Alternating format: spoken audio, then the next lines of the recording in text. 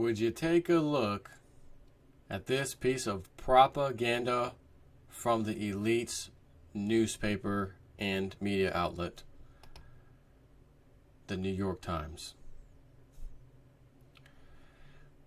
Russian ships near data cables are too close for U.S. comfort, October 25th, 2015, by David E. Sanger and Eric Schmidt.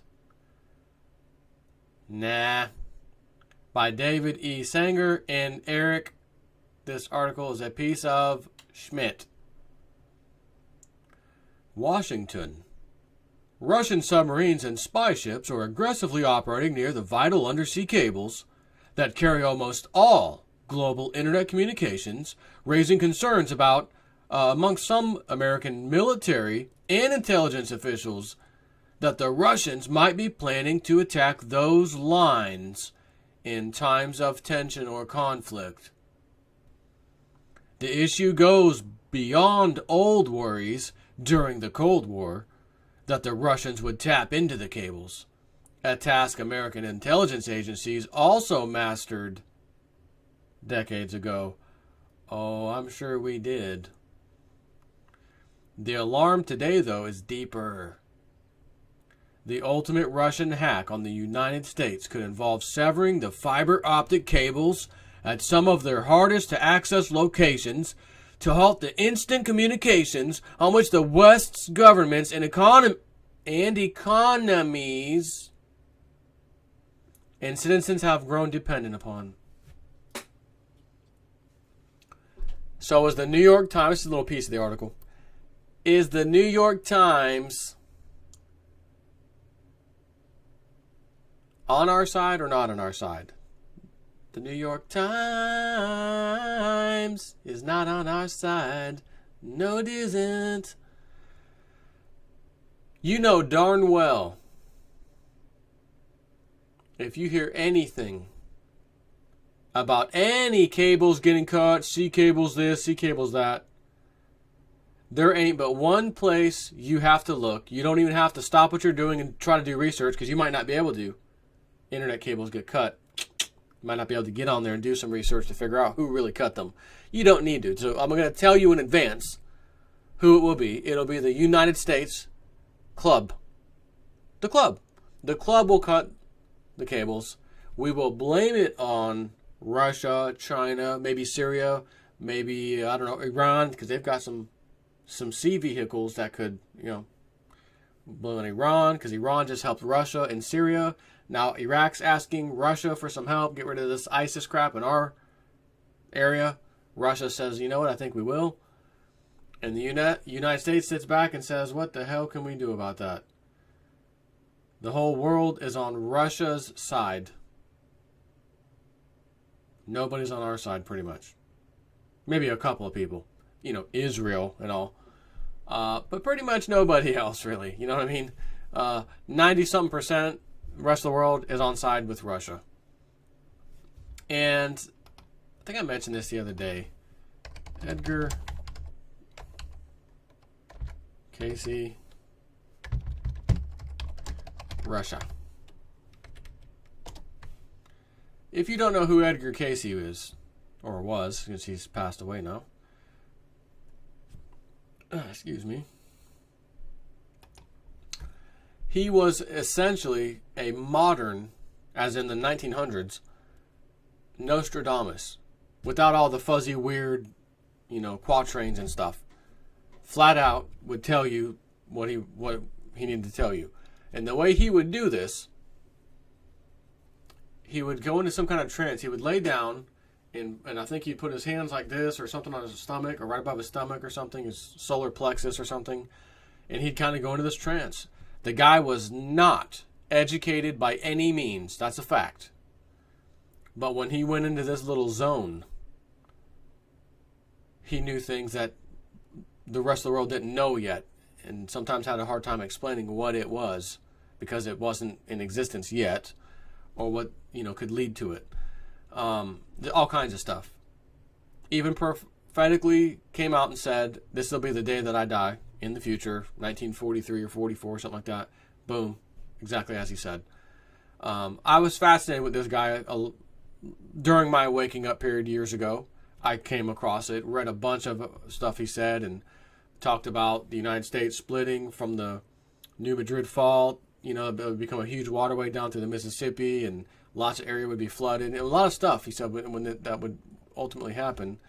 He was one of the ones talking about a pole shift, the turn of the new century, which would be, in other words, past the year 2000, which we are definitely past the year 2000, but he didn't say like on the money, that kind of thing. Again, just look at the earthquake and Mother Earth stuff going on in recent times. It has not, by any means, slowed down over the last several years. It's gotten worse. So I remember him saying something about Russia, the hope of the world. This is from an older article, by the way, from Jeff Rense. But this is exactly what I needed to read you, and I'm going to read it. Edgar Cayce, Russia, the hope of the world. The readings of America's greatest psychic remain an extraordinary body of data, which often stagger the reader with its prescience and projections of future events.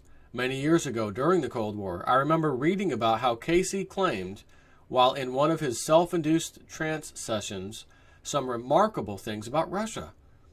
Today, much of the world views Russia and the brilliant leadership of Vladimir Putin as the only hope of stopping the malignant and deadly spread of world Zionism.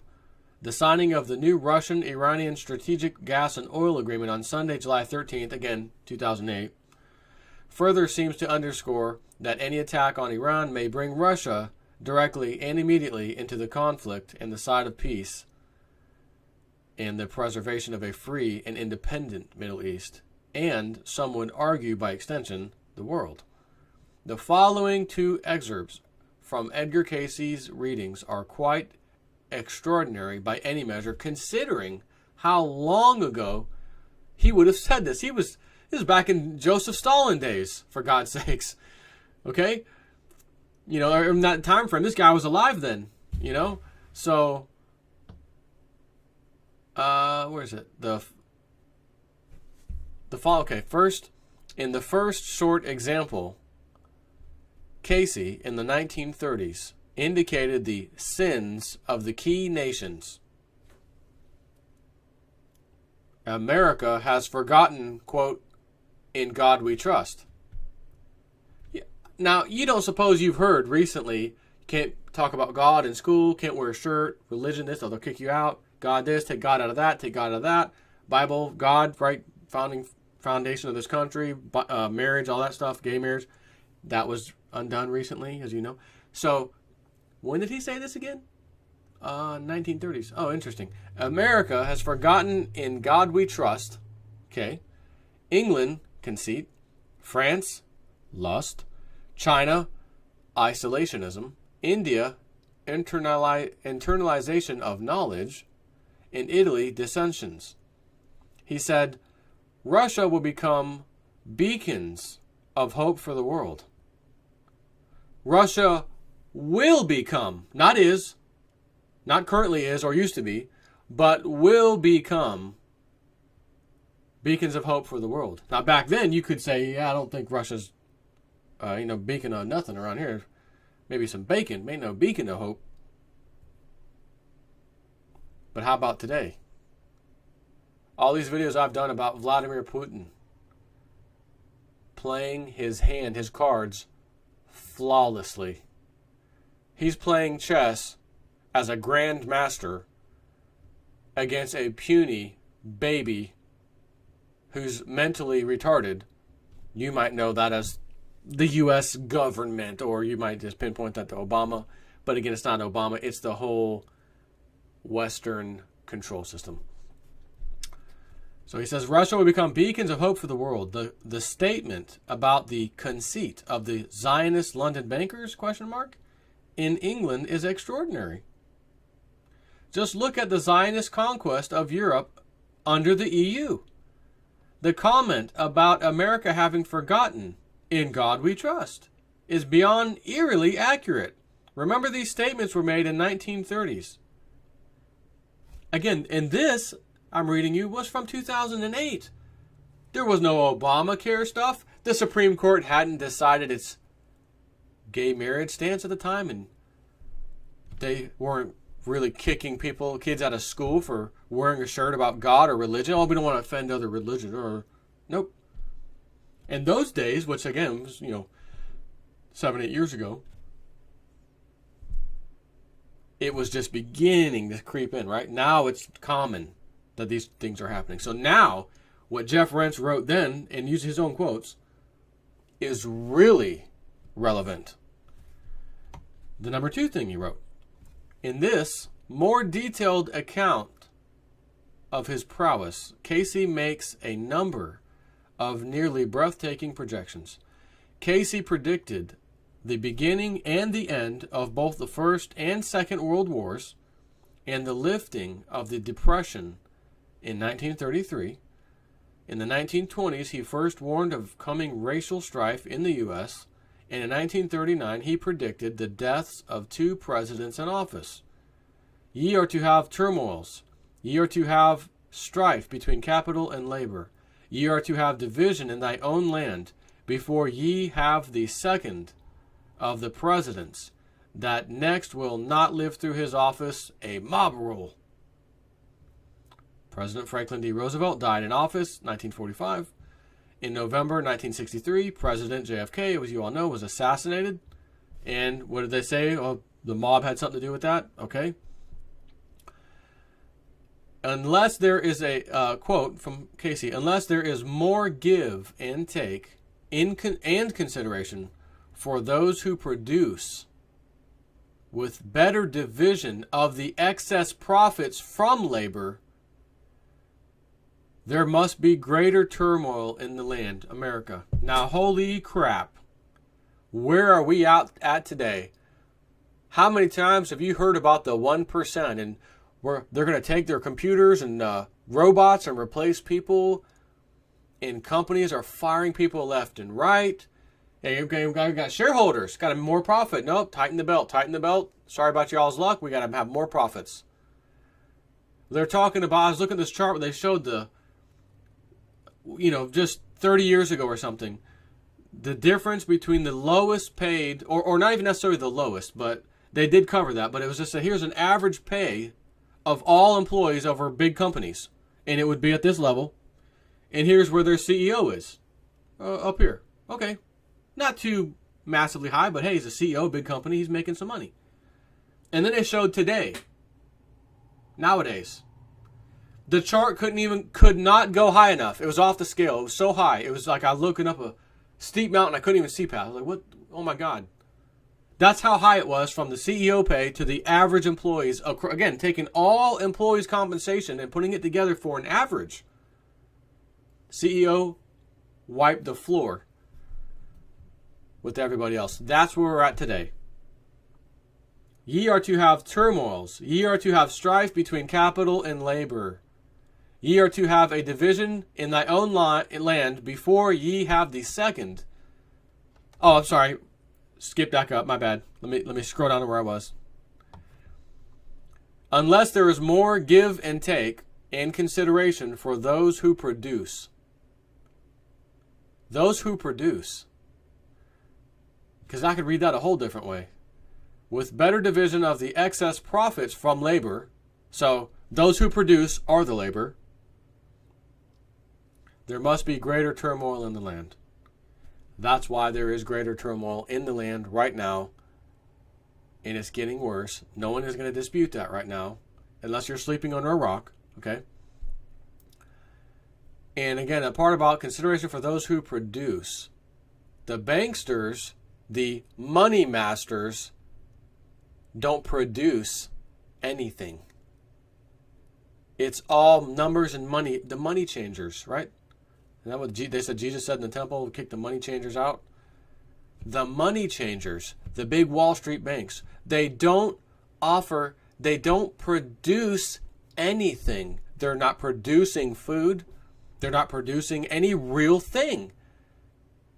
It's their money system, their monetary system that they've created, in which they become filthy rich and blow these companies up financially, and they walk away with $100 million severance bonus. that was backed by the taxpayer bailouts, like Freddie and Fannie CEOs. You may want to look that up.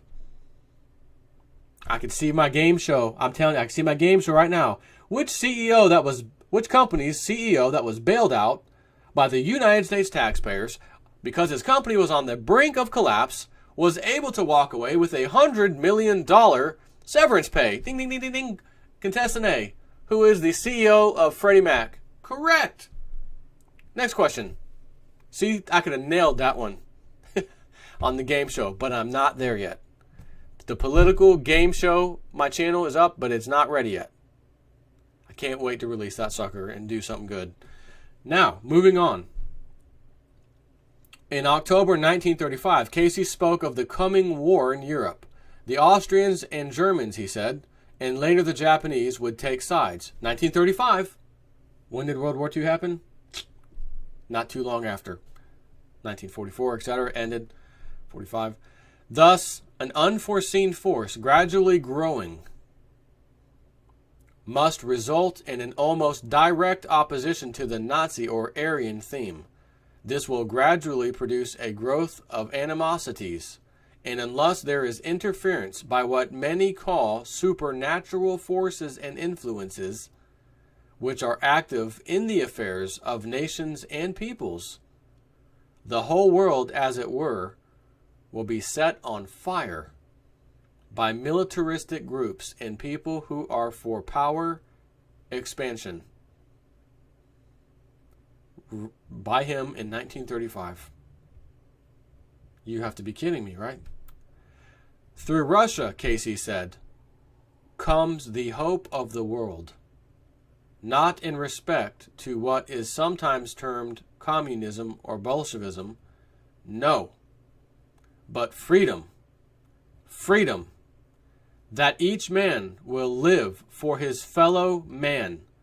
The principle has been born there. It will take years for it to be crystallized. Yet out of Russia comes again the hope of the world. Casey also predicted the possibility of a third world war. He spoke of strifes arising. Get ready for this.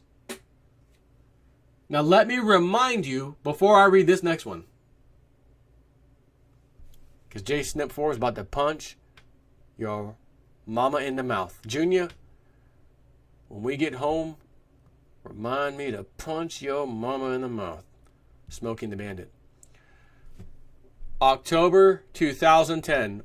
My video is still on YouTube to this day. That was too many twos, but regardless. October, I believe it was late October 2010. I just got done listening to Lindsey Williams, and I just simply repeated what he said. And he said, we, the Western Club, was going to go into the Middle East and cause these uprisings that would seem like they were started from within. And out of those uprisings, they would overthrow the current presidents or prime ministers or leaders or kings or whatever, and they would instill the Muslim Brotherhood in the following countries in this order: Egypt, Yemen, Libya, Syria. I can't remember if he ever added Turkey or another one, but then the final one was Saudi Arabia. That's what Lindsey Williams said, and you saw it happen. Egypt went, they gave it to the Muslim Brotherhood. They won 51st democratic election, modern history. Muslim Brotherhood beats out the Egyptian guy. Almost got him, 51-49. We'll get him next time. Where do we see those numbers? Proud to be an American. That's where we see those numbers. To make you think you almost got it. So it wasn't unfair because your guy almost won. If it was a sweeping landslide, then there might be some shenanigans. But if it was that close, we almost got it. Next time. Nonsense. Muslim Brotherhood won. Started replacing all the high-level military people, and the people saw it coming and said, nope, no thanks. We're going to go after your sorry ass, and we're going to hang 100 of your following members of a Muslim Brotherhood, and they did. That didn't go too well. We already went into Yemen, was like nothing. We went right through there and almost no news on that one. Then we got Gaddafi, plenty of news on that one. Guess who took over? As I said the other day, they had an oil company and a central bank ready to go by the rebels as soon as Gaddafi fell. Oh, got him? Okay, we got a central bank and oil company, and we have to give the current country's current gold to the elitists so that they'll give us our own cash to chock full of our central bank. Why don't you just print money in your own central bank instead of giving your real money, gold, away? I don't get it. Anyways, keep that in mind. Casey also predicted the possibility of a third world war. He spoke of strifes arising in Libya, Egypt, Ankara, and in Syria through the straits around those areas above the Persian Gulf.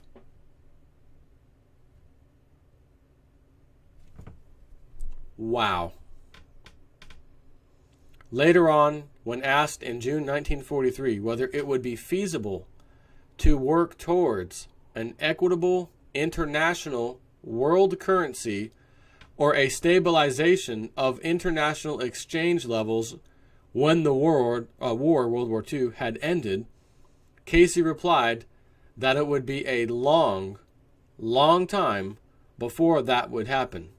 Indeed, he said, there may be another World War III over just such conditions.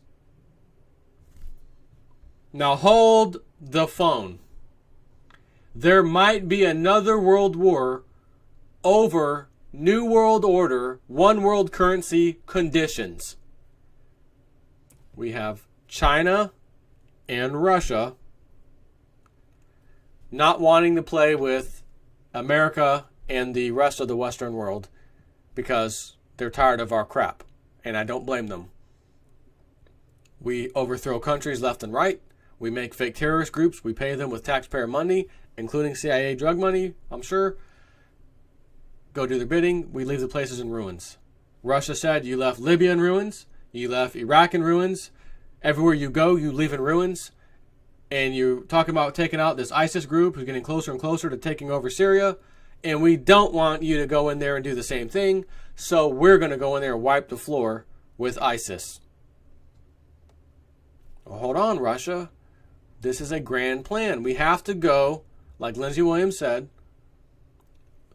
Egypt, Yemen, Libya, Syria, Saudi Arabia last. And when he said their plan doesn't mean it will happen now. But the plan was known and he repeated it. And you saw it taking effect until we got stopped dead in our tracks in Syria. And he called the nation by nation in order. And by God, it went exactly as Lindsey Williams said that he was told. Until we got to Libya, Syria. Couldn't get past Assad. We're having some problems. We get little setbacks, right? But he said if we got past that and then we went to Saudi Arabia, there'd be uprisings there too. And you'd hear the news talk about all the Saudi Arabias and uprisings are happening. And because of it, the price of oil, since it comes mostly from Saudi Arabia, has exploded. Oh my God, it's 2008 all over again. It's even worse. And we wouldn't be able to sustain dealing with that because it's too high of oil price for us to deal with in this country, according to them. And we would use that as an excuse to default on the bonds that all those Middle Eastern countries are holding, including China and Russia. And they would be so pissed, the Middle Eastern countries that produce oil would say, screw you guys, you're finished. You just wrecked our economies by doing so, by devaluing your bonds or defaulting or whatever we ultimately did. We're not selling you oil anymore. And he said you're going to hear a miraculous story after that. Oh my God, America just found massive amounts of oil near Prudhoe Bay, Alaska, what used to be known as Gull Island. And we're energy independent anyway, so perfect timing. God loves America. Everything's good. And he said while he was doing this interview, go look on the commercial break and type into your search engine, search for the USS Liberty Oil Rig. USS Liberty Oil Rig. Commercial. Lindsay, I'm going to go do that right now. I did it, pulled it up on my screen. Holy crap, they're towing it. They're literally towing it right now. Where are they towing it to? Up near Prudhoe Bay, Alaska. The same place he said we found 400 years worth of oil to sustain America, including future growth forecasts for 400 years, was found in the early 1970s. But we had to hush that up because we had to go do our Middle East stuff, get all that war going, New World Order as the result, because the currencies will be destroyed. They'll implement all this. Everyone will be in pain, financial, and they'll tell you, here's the solution. And as you can see, they're trying desperately to get to that IMF's SDR currency, basket of currencies. So this has been dragged on way longer than it was supposed to by us, by the club. I honestly have to wonder, not because I think Lindsay, well, he's wrong, but because, like he said, these people are only human. They may think they're gods, but they're only human. And they don't always get their way, just most of the time, and like most of the time, like almost all the time, he said. So I have to ask and wonder, what's plan B? We got stopped, and we are definitely stopped in Syria. This ends in Syria, apparently, it looks like to me. What are these guys going to do, the elitists? Are they going to say, okay, there was no plan B. This was the only plan.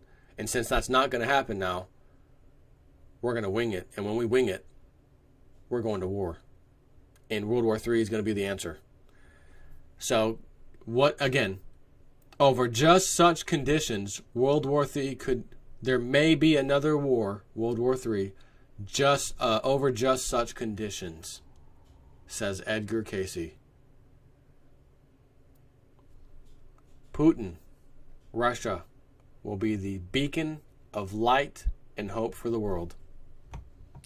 Isn't that amazing? And here we are, New York Times, elitist organization, mouthpiece, propaganda, garbage, doo-doo of the mouth in typing on web pages, which would be doo-doo of the fingers. And they're going to say that Russia may cut internet cables. Let me tell you something. If any internet cables get cut, as I said, you will know who did it. And it ain't Russia. It ain't nobody but us. And we'll use that as an excuse to start another conflict or to stop the American citizens from getting real news, alternative news, and be forced to just turn, guys, the internet's down, just go back to the ancient television. Go back to the ancient television. We got CNN on there ready for you. We've got Fox News over here, MSNBC in the middle. There's a problem, though. You can't turn off the internet now. The whole world runs on it. Economies, etc. Everything is on it. But that doesn't mean the club won't do it because of that reason. Oh, hell no. That'll be a great reason for them to do it. And then they can say how much damage it caused, and then we need to fix this by going to the IMF's currency, the SDR. Give me a break. Russia, as John Teeter himself said, true or false guy, alive or not alive, whatever he was, Russia is actually your friend. And the enemy of Russia is the same enemy as you, that you have, is what he said. Meaning the government. Russia has the same interest, common interest, as the people, because the same enemy is the federal government, according to John Teeter. And I don't know about all that crap. But I find it, a lot of what he said interesting, that whoever the hell this particular person was could say so many things in 2000 that would be coming in the future that are shocking, how much has happened. But some of the bigger stuff that we were all waiting for has not. However, if there were no dates that he gave specific times and just said, the next 20 years or something, oh my God, would you be like, whoa, like, holy crap, this guy's incredible. But because he gave specific dates and they came and went and nothing happened, either A, timeline is divergent enough that it just didn't happen, or B, he purposely gave false dates, not wanting to tell the club he knows everything about them and need to throw it off for many years. I don't know. In matter of fact, I don't care anymore. So that's all I got for you. You hear anything about cables getting cut? Don't even waste your time turning on the news. You already know who did it.